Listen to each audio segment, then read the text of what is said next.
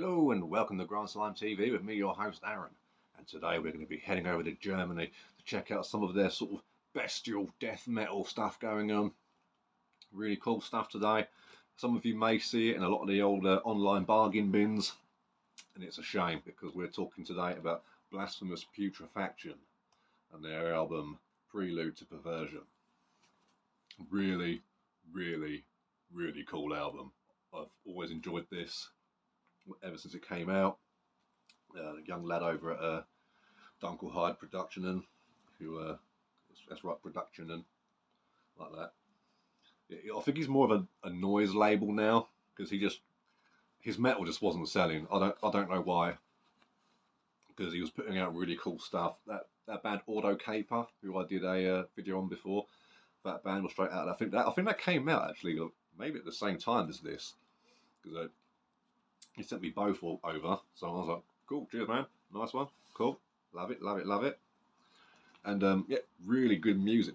I do feel the artwork lets it down a little bit, not because it's bad, it's just, there's not a lot else going on, so it almost has that kind of like, oh, I guess this is a metal album then, kind of look about it. I mean, if I drew it, mate, I wouldn't stop going on about it, I'd get it tattooed on my face. But just as an album cover, it's like, oh, okay, but whatever. Cool logo though, very cool stuff. Back here, look, see, this is the kind of, that's cool. You know what I mean? Like, that's what you put on your cover. Oh yeah, naughty. Track list going on there. It's only a short album. It's 10 tracks, but it does exactly what it says on the tin. It's one of those bands. You look like, if you like things like Archgoat, early Beherit, some Blasphemy, maybe even some like Master. You know, it's those kinds of, that kind of feel to it. You know, so it's very, you know, it's just ferocious sounding. There's not a lot of palm mutes on there, so there's a lot of just really fast chords and stuff like that. So really, really, really cool stuff.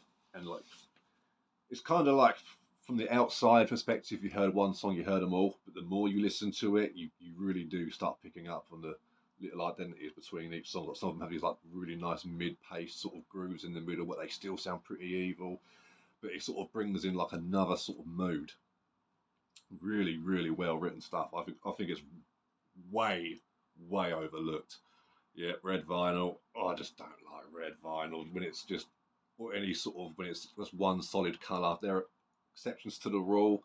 One of them being Misfits Project 1950, where they have the neon green vinyl. That looks cool because that is neon green. When you open up the sleeve, you can see the light shining on the inside of the white. It's like, whoa, and that looks cool. But it's fitting with the theme, you know. When I see stuff like this, it reminds me of like, most of you will be too young, but they used to do these like record players for kids. They used to have these like big, thick pucks that you'd put on there, the grooves on top. And it was all very child friendly to use. They sounded like absolute dog shit, but the little pucks that came with them had the vinyl scratching on top, like the indent, and it would play stuff like little nursery rhymes or something. But whenever I see solid colour vinyl, it just immediately takes me to that, and it's like, it's supposed to be grown up time, you know. You know what I mean? It's just like, I don't know. I was like, oh, what am I going to break this? I don't know, but it's just a personal preference, you know. Like I say, some of them look really cool. I like the solid colours when they're transparent. Those can look really cool, particularly if they get like a little wisp in there, you know, like that Convolves one, which is like a sort of seaweedy green, but it's also got like that baby shit yellow sprued into it, so it's like misty. So it looks like swamp scum. Yeah, that sort of thing looks cool with it's got the whole transparent thing going on. But as you all know, I'm a simple man. Give me black vinyl any day of the bloody week. But yeah, if you're into your sort of bestial music like that, fast, like more Bosidad stuff like that, and I would personally call this like you know, it's sort of like bestial black death metal sort of thing. They only list themselves as death metal on Metal Archives, which is absolutely fine. I mean, it is a death metal record, but for me, it does have a little bit of a little black edge to it, sort of like 70-30 in favour of death metal, maybe even 75-25. But yeah, low vocals, just two geezers having great fun. One does the drums and the bass, and the other one does the guitars and vocals, or maybe they both do vocals. Oh, I've got the slip here. Here they are. So, yeah, so I think they each do vocals as well. So that's pretty cool. But you've got the one side there, look, which is pretty cool. I don't know if you can make that out, but that's that sort of skeleton zombie sketch from the back, sort of in the background there. And there's the two boys there. This did come with a poster, a very cool one. It's up on the wall at the moment, an A3, I think that is. But it's basically these two with that skull design behind them, with the big logo and loads of blood coming down. I wouldn't move my phone and show you, but it's a whole thing. I'll see if I can get if I remember, I'll get a picture of it and like post it up on here or something. Just as a post or whatever. But yeah, if you like that really sort of raw bestial sound, which is just like angry and ferocious, but you like a little bit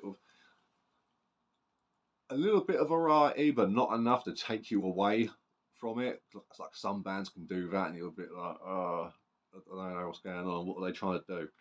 This is one of those sort of bands that pulls it off really well. Very simple metal, extreme metal formula that they're just sticking to and just enjoying every minute of it. You know, they've also got a demo out, which is awesome.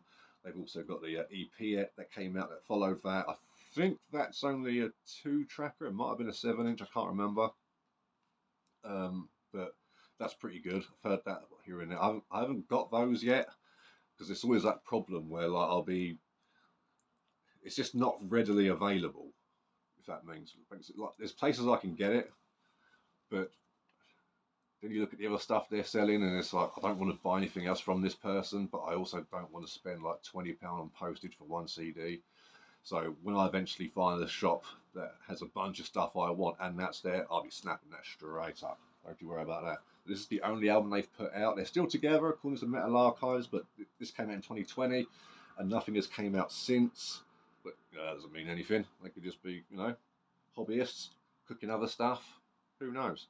But no, really cool, really cool. It's like, it's sort of almost like that's, yeah, it's weird. It's got almost like a bit of a South America feel to it as well. It's very tribal and just, yeah, I really like it. Really, really good album. It's up on Spotify, YouTube, all that lot. And if you ever spot it on any websites, it's usually in the bargain bins for like $3 or something like that, or you know, a couple of quid. And it's a shame because it's really overlooked, and I think more people, if they got hold of this, would definitely appreciate it. So if you're into all that bestial stuff, I said bestial a lot in this video. It's like a shot every time I say bestial. No, don't, you'll die, and then I'll get blamed for it. Yeah, do something else instead. Oh god, that's just my luck. But yeah, also I was gonna do a few album covers that I like as well, but I thought I'm gonna wait until my mic turns up, which hopefully might be tomorrow now. So we'll see. But I thought if I'm going to do something like that, it's going to have a bigger appeal, so more people are going to be watching, and I'd rather all of them could, you know, enjoy it. So shout out to Slain Metal for pointing that out to me. Nice one, lad, and Tom for helping me this out with all the other bits as well. I know I thanked you both already, but you know, it was a kind gesture on both your parts. So thank you very much. So get on it. Blasphemous Putrefaction, Prelude to Perversion. Fantastic. Bit of anal vomit in there, sort of feel. No thrash though, just the death element of that sort of death thrash stuff from like South America. It's the death end of it. Yes, lethal album. Get on it.